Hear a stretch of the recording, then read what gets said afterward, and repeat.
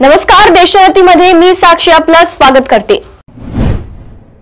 आजच्या महागाईच्या काळात कोणती उपयोगी वस्तू स्वस्त होणार याकडे मध्यमवर्गीयांची डोळे असतात, ज्यामुळे खिशावर पडणारा भार काही प्रमाणात हलका होईल। आता भारतात जीएसटी पुन्हा एकदा मोठे बदल करण्याच्या विचारात आहे।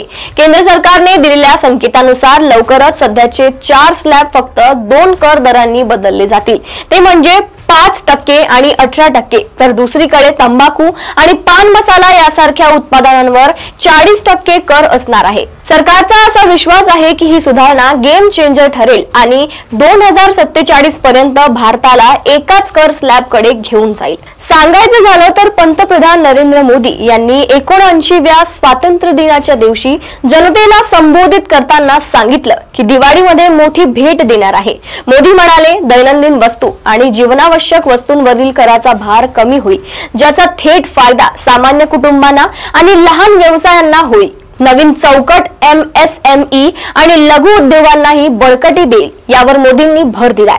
सरकारी सूत्रांनुसार सध्या 28% स्लॅबमध्ये असलेल्या 90%हून अधिक उत्पादनांचा कर 18% कमी केला जाईल, तर 12% स्लॅबमधील जवळजवळ सर्व वस्तू आता 5% येतील। याचा अर्थ बहुतेक घरगुती वस्तू आणि दैनंदिन गरजेच्या वस्तू पूर्वीपेक्षा स्वस्त होतील। पण तंबाखू, पान मसाला यासारख्या 7 उत्पादनांवर 40% कर लागू राहील।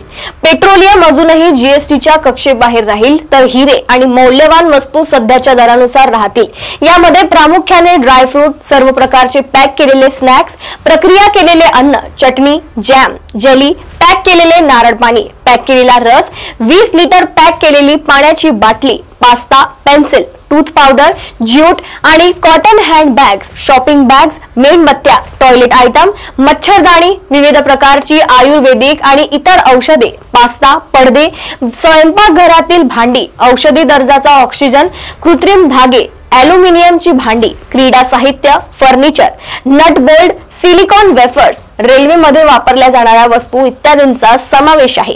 सप्टेंबरमध्ये होणाऱ्या जीएसटी काउन्सिलमध्ये नवीन कर प्रणालीवर चर्चा होईल, ज्याचे अध्यक्षपद अर्थमंत्री निर्मला सीतारामन करतील।